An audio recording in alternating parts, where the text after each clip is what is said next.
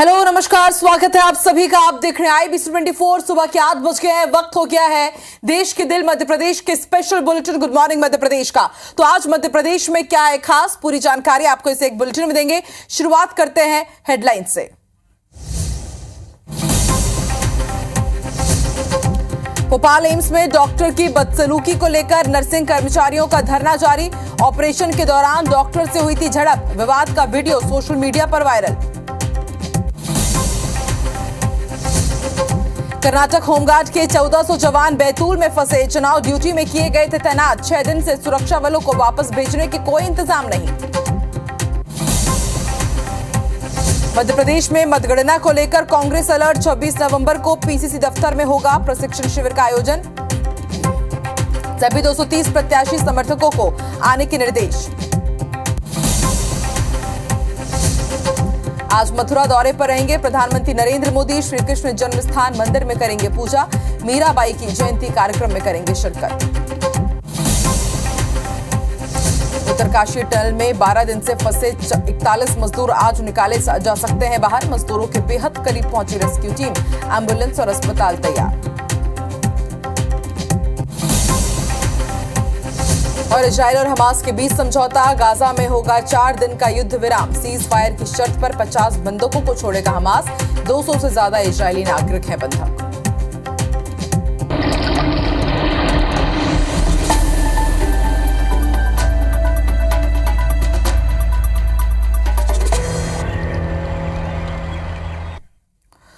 तो good morning Madhya Pradesh में एक बार फिर आप सभी का स्वागत है। बुलेटिन की शुरुआत इस वक्त की बड़ी खबर के साथ। नर्सिंग कर्मचारियों का धरना भोपाल में अभी भी जारी है। कल से ही नर्सिंग कर्मचारी धरना दे रहे हैं। एम्स में डॉक्टर और नर्सिंग स्टाफ के बीच विवाद हुआ था। डॉक्टर और नर्सिंग स्टाफ के बीच झड़प हुई थी और वीडियो भी इसका सोशल मीडिया पर वायरल हुआ था।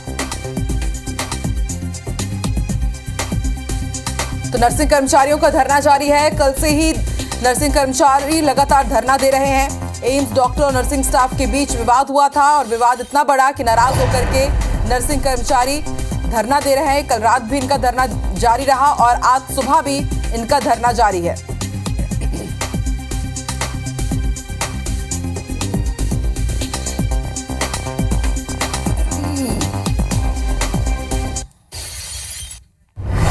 और ज्यादा जानकारी के लिए सीधे रुख कर लेते हैं भोपाल का। हमारी सहयोगी हरप्रीत इस वक्त लाइव जुड़ चुकी है, जो एम्स हॉस्पिटल के ही बाहर है। हरप्रीत, नर्सिंग कर्मचारी यहां पर धरना दे रहे हैं।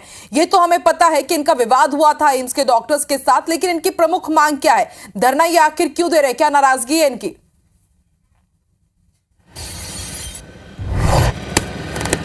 बिल्कुल, देखिए, भोपाल एम्स का नर्सिंग स्टाफ जिसकी संख्या करीबन 1200 है, ये कल रात से धरने पर बैठे हुए हैं। हालांकि इन्होंने हड़ताल नहीं की है। इनका साफ कहना है कि डॉक्टर्स और इनके बीच जो वार्ड में विवाद हुआ है, जो दुर्व्यवहार इनके साथ डॉक्टर के द्वारा किया गया है, तो इन्हें ही नोटिस जारी कर दिया गया है, जबकि गलती इनकी नहीं थी। बिना इनका पक्ष जाने इन्हें नोटिस जारी किया गया है, जिसके चलते नाराज़गी अपनी जाहिर कर रहे हैं। हालांकि अच्छी बात यह है कि इन्होंने काम पूरी तरह बंद नहीं किया है। ये सभी अपने काम पर हैं, शिफ्ट वाइज ये यहाँ पर बैठ रहे हैं। इस वक्त मैं मेन बिल्डिंग के सामने मौजूद हूँ। देखा जा सकता है कि पीछे ये लोग धरने पर बैठे हैं। कल रात से ही ये धरने पर हैं। हालांकि मीडिया से बात करने से इन्होंने इनकार किया, क्योंकि इनका कहना कि इनकी कोई नाराजगी नहीं है, इनकी कोई लड़ाई नहीं है। ये सिर्फ मैनेजमेंट से बात करना चाहते हैं और मैनेजमेंट से बात करने के बाद इस पूरे मामले का हल निकालना चाहते हैं। जो नोटिस इन्हें दिया गया है वो आखिर इन्हें क्यों दिया गया, इनका बिना पक्ष जाने नोटिस इन्हें इशू किया गया है। फिलहाल लगातार जो बताया जा रहा है कि मंगलवार को वार्ड में ये विवाद इनका और डॉक्टर्स के बीच हुआ था, जिसके बाद इन्हें नोटिस दिया गया है। हालांकि जैसा कि हमने पहले भी कहा कि ये अपने काम पर हैं, इन्होंने काम बंद नहीं किया है, ये अपनी ड्यूटी पर हैं। शिफ्ट वाइज जैसे ही 600 लोगों की शिफ्ट खत्म होती है, वो यहाँ आकर धरने पर बैठते हैं और अगले 600 काम करते हैं। आज इन्हें उम्मीद है कि प्रबंधन इनसे बात करेगा और कोई हल इस पूरे मामले का निकलेगा। इसके साथ ही इन्होंने मीडिया से फिलहाल बात करने से इनकार किया, क्योंकि इनका कहना है कि जब तक कोई हल नहीं निकलता ये अपना कोई भी पक्ष मीडिया के सामने नहीं रखेंगे। प्रबंधन को इन्होंने पत्र लिखा है और ये उम्मीद जता रहे हैं कि आज प्रबंधन जरूर इनसे बात करने पहुंचेगा। जी बिल्कुल हरप्रीत, देखिए राहत की बात ये है कि ये काम कर रहे हैं और इससे मरीजों को परेशानी नहीं हो रही। आम जनता यहाँ पर पहुंच रही, उनका ट्रीटमेंट हो रहा है। देखते हैं कब तक प्रबंधन इनसे बात करने के लिए पहुंचता है और इसका क्या समाधान निकलता है। हरप्रीत, आप बने रहिए, एक और बड़ी खबर में आपका लाइव हम लेंगे। तो बड़ी खबर आपको कांग्रेस से जुड़ी हुई बता दें, मतगणना को लेकर कांग्रेस पूरी तरह से अलर्ट है। विधानसभा चुनाव की काउंटिंग को लेकर कांग्रेस ने 26 नवंबर को प्रशिक्षण शिविर की तैयारी की है। पीसीसी में ये ट्रेनिंग सेशन होगा। पीसीसी चीफ कमलनाथ के निर्देश पर यह ट्रेनिंग होगी। कांग्रेस के 230 प्रत्याशी और समर्थकों को पीसीसी आने के निर्देश दिए गए हैं।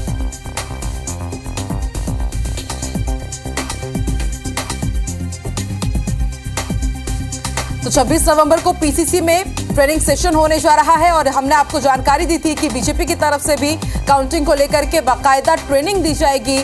जितने भी कर्मचारियों की वहां पर ड्यूटी लगाई जाएगी, भाजपा के कार्यकर्ताओं की ड्यूटी लगाई जाएगी। और अब कांग्रेस ने भी तैयारी कर ली है। 26 नवंबर को पीसीसी में एक बड़ा ट्रेनिंग सेशन होने जा रहा है। हरप्रीत लगातार हमारे साथ जुड़ी हुई है, रुख कर लेते हैं भोपाल का। हरप्रीत, पीसीसी आने के निर्देश दिए गए हैं तमाम प्रत्याशियों को, समर्थकों को। किस तरह की ये ट्रेनिंग होगी, क्या टिप्स यहाँ पर दिए जाएंगे? क्योंकि साफ बात है, काउंटिंग को लेकर के कुछ भी रिस्क नहीं लेना चाहती है कांग्रेस। बिल्कुल, देखिए 3 दिसंबर को मतगणना होने वाली है। रिजल्ट मध्य प्रदेश विधानसभा चुनाव 2023 के आने वाले हैं, जिसका बेसब्री से यहाँ पर इंतजार किया जा रहा है। लेकिन इसके साथ ही कांग्रेस अब अपने उम्मीदवार और उनके समर्थकों को प्रशिक्षण देने जा रही है। मतगणना स्थल पर किस तरह मौजूद रहना है, किस तरह जब काउंटिंग होगी, किस किस चरण में काउंटिंग होगी, अगर कोई गड़बड़ी हो रही तो किस तरह विरोध करना है, ये तमाम चीज़ों को वहाँ पर देखा जाएगा। इसके साथ ही 26 नवंबर को ये जो ट्रेनिंग है ये दी जाएगी। सभी संभागों के जो उम्मीदवार हैं उनको बुलाया गया है, उनके साथ ही 2-2 समर्थकों को बुलाया गया है, क्योंकि इतने ही लोगों को मतगणना स्थल पर रहने की अनुमति निर्वाचन आयोग ने दी है। 2 चरणों में ये बैठक होगी, ये ट्रेनिंग होगी, जिसमें सुबह 11:30 बजे से 2:30 और उसके बाद 3 बजे से 5 बजे तक ये ट्रेनिंग होगी। अलग अलग संभाग बांटे गए हैं, इन संभाग के अनुसार ही होगी। किसी भी तरह गड़बड़ी या किसी भी तरह की अनियमितता अगर नजर आती है तो उसका विरोध कैसे किया जाए, वहां पर किस तरह अपना विरोध जताया जाए, किस तरह काउंटिंग पर ध्यान रखा जाए, एक एक चरण का ध्यान यहां पर रखा जाए। कोई रिस्क इस बार मतगणना के दौरान कांग्रेस नहीं लेना चाहती और यही वजह है कि 26 नवंबर को कांग्रेस ही मतगणना स्थल के लिए अपने जो कार्यकर्ता हैं, उम्मीदवार हैं, उन्हें तैयार कर रही है। तो कुछ इस तरह के जो टिप्स हैं उन्हें दिए जाएंगे ट्रेनिंग के दौरान। जी ठीक है, वाकई समझा जा सकता है। हरप्रीत के एक तरफ बीजेपी भी मंथन कर रही है काउंटिंग को लेकर के, वो भी ट्रेनिंग सेशन की तैयारी कर रही है, तो वहीं कांग्रेस भी, क्योंकि दोनों ही पार्टियां समझती है कि इस बार वाकई कांटे की टक्कर रहने वाली है, रिस्क कोई भी नहीं लेना चाहता। बहुत बहुत शुक्रिया पूरी जानकारी के लिए हरप्रीत। आगे बढ़ते हैं, बैतूल से बड़ी खबर आपको बता दें, आज जवान कर्नाटक के लिए रवाना होंगे। होमगार्ड के 1400 जवान 17 नवंबर से यहां पर फंसे हुए थे, लेकिन आज उनकी रवानगी होगी। सुबह 9 बजे बैतूल पहुंचेगी स्पेशल ट्रेन। सभी जवान बैतूल रेलवे स्टेशन पहुंच गए हैं। 5 दिनों से बैतूल में ही फंसे हुए थे, 5 दिन से ज्यादा का वक्त गुजर चुका था। इन्हें वापस लाने के कोई इंतजाम नहीं किए गए। IBC 24 ने आपको एक खबर दिखाई और देखिए, अब ये तय हो गया है कि कर्नाटक रवाना होंगे ये तमाम जवान। होमगार्ड के 1400 जवान आज कर्नाटक रवाना होंगे। एक स्पेशल ट्रेन पहुंचेगी और इस ट्रेन से ये बैतूल से फिर कर्नाटक के लिए रवाना होंगे। सभी जवान बैतूल रेलवे स्टेशन पहुंच चुके हैं। बीते 5 दिनों से ये बैतूल में फंसे हुए थे। 17 नवंबर को मतदान इन्होंने करवाया और उसके बाद कर्नाटक जाने का इनका कुछ भी इंतजाम नहीं हो पाया था। परेशान ये हो रहे थे, लेकिन अब राहत भरी खबर ये है कि होमगार्ड के 1400 जवान आज रवाना किए जाएंगे। और सीधे रुक कर लेते हैं बैतूल का। नंदकिशोर पवार हमारे साथ लाइव जुड़ चुके हैं। नंदकिशोर, देखिए अच्छी बात तो यह है कि आज इन्हें रवाना कर दिया जाएगा और मैं देख पा रही हूँ कि इस वक्त आप रेलवे स्टेशन पर ही मौजूद हैं। इनसे पूछिए आखिर 5 दिनों तक ये क्यों फंसे हुए थे, कुछ इंतजाम क्यों नहीं किए गए, किसकी गलती थी यहाँ पर? 5 दिन तक ये परेशान होते रहे बैतूल में ही, और 10 या 50 नहीं, 1400 जवान। देखिए, हमारे साथ में बहुत सारे यहाँ पर होमगार्ड के जवान है कर्नाटका के। हम इसे जानेंगे कि किस तरह से इनको परेशानी हुई, क्या इनको कहा गया था और क्या कुछ यहाँ इंतजाम मिल पाया। क्या नाम है आपका? मेरा हसन नूर मोहम्मद शेख। ये बताइए, किस तरह से आप परेशान थे, क्या मतलब दिक्कतें आ रही थी, क्या कुछ हो पाया है? दिक्कतें तो कुछ नहीं हो रही थी, लेकिन ट्रेन की इतना व्यवस्था होती तो हम जल्दी चले जाते हैं, उतना ही है। क्या बोला गया था आपको जब लाए गए थे? नहीं बोला तो कुछ नहीं गया था कि हम तो हर समय ड्यूटी को जाते हैं, तो हमको लाने का लेके जाने का दोनों व्यवस्था वही करते हैं, तो जल्दी करते हैं। इतना आज का बोलो तो नहीं तो 6वां दिन है इलेक्शन होने के बाद, आज भी हम इधर ही है, ट्रेन की व्यवस्था नहीं है। आज आती है बोले ट्रेन 9 साढ़े 9 बजे, इंतजार करते बैठे हम ट्रेन के। अभी आपको लग रहा है कि आज आप वापस चले जाएंगे? अभी ट्रेन आई तो जाएंगे, क्योंकि बुलाया तो है यहाँ रेलवे स्टेशन पे। परेशानी तो हुई है कहीं ना कहीं? परेशानी तो थोड़ा बहुत तो होगी ना, आने जाने का ट्रेन व्यवस्था नहीं है, यहाँ रहने का तो व्यवस्था था, सब अच्छा था, हो सका नहीं प्रॉब्लम है, लेकिन वहाँ घर का भी प्रॉब्लम है।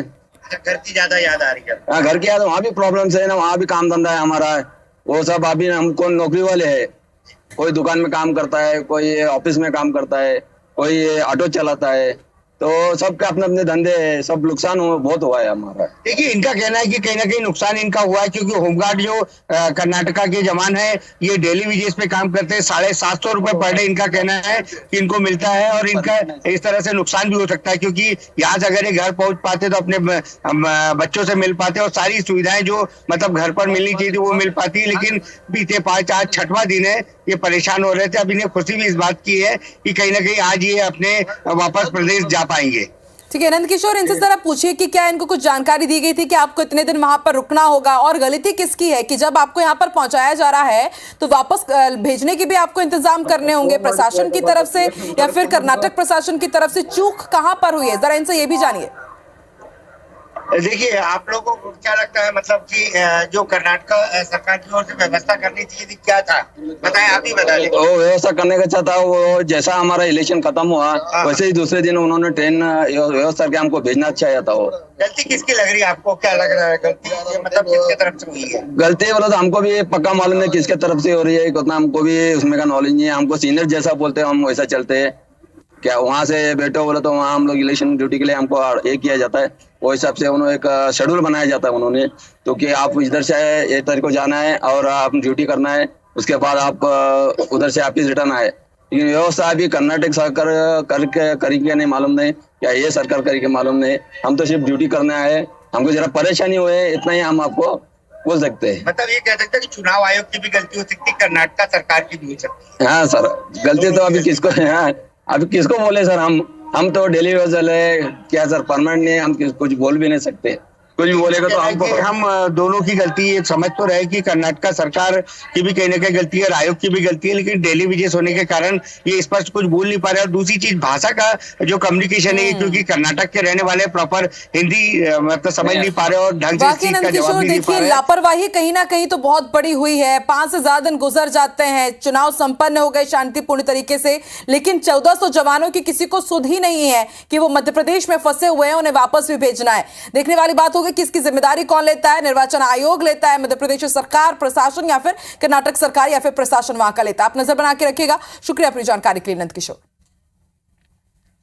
आगे बढ़ते हैं। रतलाम में मामूली विवाद में बांद्रा जयपुर ट्रेन में चाकूबाजी हो गई। 4 युवकों ने एक युवक पर हमला कर दिया। घायल को रतलाम के जिला हॉस्पिटल में भर्ती कराया गया है। घायल और आरोपी अजमेर से रतलाम आ रहे थे। पानी की कैन पर पैर लगने को लेकर यह पूरा विवाद हुआ। रतलाम जीआरपी ने दोनों पक्षों के खिलाफ मामला दर्ज कर लिया है, लेकिन किसी की गिरफ्तारी नहीं हुई है फिलहाल। हाँ, इसके अगले स्टेशन 3 अगले स्टेशन छोड़ के हुआ था झगड़ा, और इधर मैं सोया हुआ था तो डायरेक्ट आके चक्कू मार दिया। अजमेर बांद्रा ट्रेन थी, इसमें 2 पार्टियां, 4 लोग सूरत के थे जो अजमेर से सूरत की यात्रा कर रहे थे, 4 लोग रतलाम के थे जो अजमेर से रतलाम की यात्रा कर रहे थे। इन दोनों के बीच में एक दूसरे के ऊपर पैर रख गया। पैर रखने की बात में से इनका आपस में विवाद हुआ। जबलपुर आईएसआईएस मॉड्यूल मामले में एनआईए ने चार्जशीट पेश कर दी है। गिरफ्तार 4 आरोपियों पर आरोप पत्र दाखिल किया गया है। चारों आरोपी आईएसआईएस की विचारधारा से प्रेरित बताए गए हैं। एनआईए की जांच में यह भी खुलासा हुआ है कि चारों आरोपी सक्रिय थे और प्रमुख रूप से काम भी कर रहे थे। प्रमुख नेताओं, लोकतांत्रिक संस्थानों और व्यक्तियों को निशाना बनाने की तैयारी में थे। धार्मिक स्थानों और घरों में बैठक आयोजित कर यह साजिश रचने का इनके ऊपर आरोप लगा है। आईएसआईएस के इशारे पर देश में हिंसक हमले कर आतंक फैलाने की चार्जशीट में जिक्र किया गया है। फंड इकट्ठा करना, युवाओं की भर्ती और घातक हथियार खरीदने का भी इन चारों के ऊपर आरोप लगा है।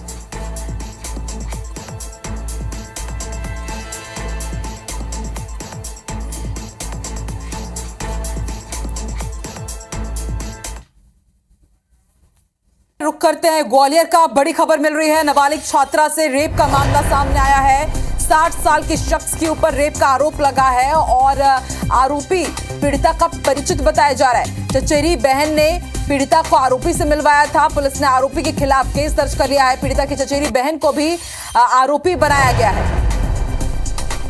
नासिर जुड़ चुके हैं हमारे साथ। नासिर, क्या अपडेट इस खबर पर? पुलिस ने 60 साल का जो युवक है आरोपी अशोक वाजपेयी, उसके खिलाफ में रेप का केस है वो दर्ज कर लिया। और जैसा कि पुलिस की जांच में पता चला है कि उसके जो चचेरी बहन है उसने ही उसकी मुलाकात, नाबालिग के छात्रा की मुलाकात उससे कराई थी और उसी ने उसके साथ में ये दुष्कर्म की वारदात को, घटना को अंजाम दिया है। हालांकि अब विश्वविद्यालय थाना पुलिस ने उसके खिलाफ मामला दर्ज कर लिया है। अब उसकी गिरफ्तारी के प्रयास के लिए भी जो टीम है पुलिस की वो प्रयास कर रही है। जी, शुक्रिया पूरी जानकारी के लिए नासिर।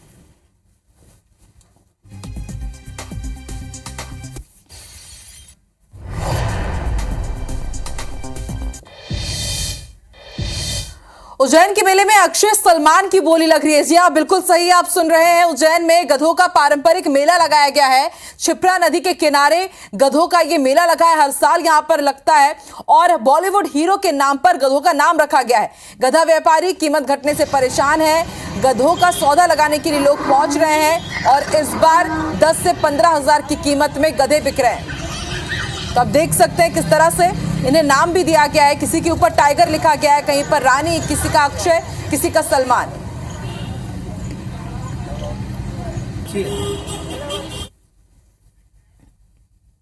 मध्य प्रदेश के विधानसभा चुनाव के मतदान होने के बाद हर किसी की जुबान पर एक ही चर्चा है कि आखिर सरकार किसकी बन रही है। राजनीतिक पंडितों का अपना दावा है, नेताओं के अपने अलग दावे हैं, लेकिन हम अब आपको एक ऐसी जगह ले जा रहे हैं जहां देश के कोने कोने से लोग अपनी पर्चियां निकलवाने के लिए आते हैं, दरबार में अपने सवाल लगाते हैं। और आज हमने भी उसी दरबार में मध्य प्रदेश की सरकार का सवाल लगाया और पूछा कि भाई मध्य प्रदेश में इस बार किसे ताज मिलने वाला है और कौन होगा अगला मुख्यमंत्री। देखिए,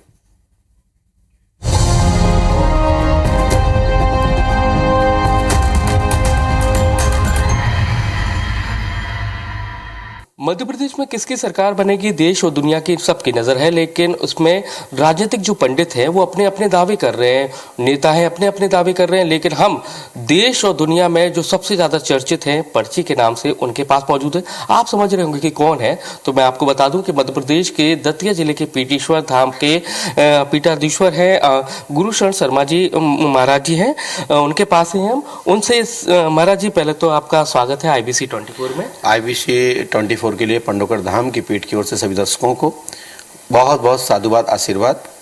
और श्री पंडोकर धाम में आप पधारे, आप सबके सभी सक्षम साथियों को, आपके सभी मीडिया के आए हुए नारद बंधुओं को पंडोकर धाम की पीठ की ओर से बहुत बहुत साधुवाद, आशीर्वाद है। हम देख रहे हैं कि नेताओं का जाने आने का जो सिलसिला है चुनाव की घोषणा के बाद से और आज तक, अभी तक, इस टाइम तक लगा हुआ है। किस तरह की उत्सुकता है? देखिए, क्या है कि ये ऋषि प्रधान देश है, ये साधु संतों का देश है, ये भगवान का देश है, जहाँ में भगवान स्वयं राम और कृष्ण जन्मे हैं, माता भगवती दुर्गा का क्षेत्र है। ये ऋषि प्रधान देश है और संतों के प्रति, गुरुओं के प्रति, धर्म के प्रति यदि श्रद्धा आस्था नहीं है तो क्या मतलब है। इसलिए यही तो कहा जाता है कि भारत भूमि भगवान को मानने वाली भूमि है, ईश्वर को मानने वाली भूमि है और परमात्मा को ही मानकर आगे बढ़ते हैं। कोई भी शुभ काम करते हैं, कोई भी नया अपने जीवन में लाते हैं तो भगवान को ही, अपने इष्ट और पूर्वजों को मानकर ही आगे बढ़ते हैं। तो इसके लिए तो आना अच्छी बात है, इसमें कोई खराब बात नहीं। हमारे पास सभी दल के लोग आते हैं। तो यहाँ कांग्रेस, भाजपा, बसपा, उत्तर प्रदेश से सपा, बाकी भारतवर्ष की जितनी भी अनेक अनेक जो पार्टियां हैं, छोटे मोटे जो दल हैं, जो समाज से भी हैं, समाज के लिए कुछ करते हैं, अपनी जाति समुदाय के लिए कुछ करते हैं, ऐसे सभी दल के लोग, सभी न्यास ट्रस्टी इत्यादि जगह की जो संस्था भारत की हैं, समय समय पर सुअवसर प्राप्त कर पंडोकर धाम आके आशीर्वाद लेते हैं। लेकिन अभी क्या चुनाव को लेकर पूछ रहे हैं क्या होने वाला है, किस तरह की उनकी जिज्ञासा, क्योंकि धड़कनें बढ़ी हुई हैं, क्योंकि वक्त ज़्यादा है। चुनाव तो हो गया 17 नवंबर को, लेकिन 3 दिसंबर से पहले आपके पास। तो इस समय मध्य प्रदेश में बहुत अच्छी स्थिति राजनेताओं की है और कई लोगों के सितारे चमकने वाले हैं और कई लोगों को दिशा मिलने वाली है। जो बड़े बड़े नेता हैं, जो अपने आप को कुछ थे, उनके उनको दिशा मिलने वाली कि बेटा मेहनत करो, अब आगे आओ। अपने बहुत आनंद ले लिया। और कुछ लोगों को ऐसे हैं जो इनको नंबर नहीं आते थे और वो आके कुर्सी पे बैठने वाले हैं। निश्चित अच्छा है, प्रदेश में एक नई लहर है। जैसे आप लोगों के पर्चे बनाते हैं, आपने सरकार के भी पर्चे बनाते हैं, हमारे कहने पर IBC 24 के कहने पर अगर मध्य प्रदेश का पर्चा बना सकते हैं, सरकार किसकी बन रही है? मध्य प्रदेश। आप तो ये पूछिए बगल की जेब में क्या रखा, मैं बता सकता हूँ। नहीं, मुझे मालूम है कि आप बता देंगे, लेकिन मैं चाहता हूं कि मध्य प्रदेश के, क्योंकि लोग जानना चाहते हैं, बहुत उत्सुकता से टीवी देख रहे हैं, सब कुछ देख रहे हैं, आपका ज्ञान मिल रहा है, लोग इंतजार कर रहे हैं कि आप किसका पर्चा। क्या मैं गुरु हूं और इस समय सभी दल उत्सुक हैं कि हमारा भविष्य अच्छा हो जाए, हम गद्दी पे बैठ जाएं। मैं इस विषय पर इतना ही प्रकाश डालना चाहता हूं, इस समय जनता में परिवर्तन की लहर है और लाडली योजना का इफेक्ट चला है और 2018 पुनः रिपीट होने की स्थिति बन रही है। ये 2018 रिपीट होने की, यानी कि आपने तो संकेत दे दिए कि कांग्रेस की स्थिति बनने की। आप तो विद्वान लोग हैं, इस पर समीक्षा करते रहिए, आगे बढ़ते जाइए। और 90 30 95 के बीच में ग्रुप रहेगा, यही आंकड़ा चलेगा। और इस लाडली योजना के अंतर्गत जो ग्राफ बढ़ा है वो 2018 वापस जाके पहुंचा रहा है। जो पिछड़ा हुआ था वो स्थिति 18 पे पहुंच गए। 90 30 95 मतलब कैलकुलेशन थोड़ा सा बताइए ना, समझ नहीं पा रहे हैं, दर्शक नहीं समझ पा रहे हैं, इसलिए देखिए 100% में से देखा जाए तो 65 55 और 45 का चुनाव है। ठीक है, ये स्थिति आज की पोजीशन नहीं कह रहा हूं मैं, ये बात कर रहा हूं 11/11/2023 की। और आज की स्थिति में क्या है कि जो स्थिति है वो मुझे वापस 2018 रिपीट दिखाई दे रही है। और इसमें मैं किसी को दुख नहीं पहुंचाना चाहता हूं, लेकिन मैं इतना ही कहना चाहता हूं कि इस समय मध्य प्रदेश में परिवर्तन की लहर है और न्यू स्थापना होगी। लेकिन अच्छा, ये तो बहुत बड़ी बात कहती है, नई स्थापना होगी, ये मतलब सब चीजें कह दे रहे हैं, लेकिन कुछ कहने की भी बात। आप नोट करिएगा। मैं ये जानना चाहता, अगर हमारी गुजारिश निवेदन हमारे दर्शकों का IBC 24 के, अपना व्यक्तिगत किसी नेता को लाइए, मैं उसका पर्चा बना देता हूँ। चलिए, तो मध्य प्रदेश, ग्वालियर चंबल, मध्य प्रदेश के जैसे 10 संभाग हैं, ग्वालियर चंबल संभाग की 34 विधानसभा सीटें हैं, शहडोल हो गया, भोपाल संभाग हो गया, नर्मदापुरम हो गया। कैसे एनालिसिस करते हैं इन संभागों में बीजेपी की, कांग्रेस की कहाँ कैसी स्थिति है लगती है आपको?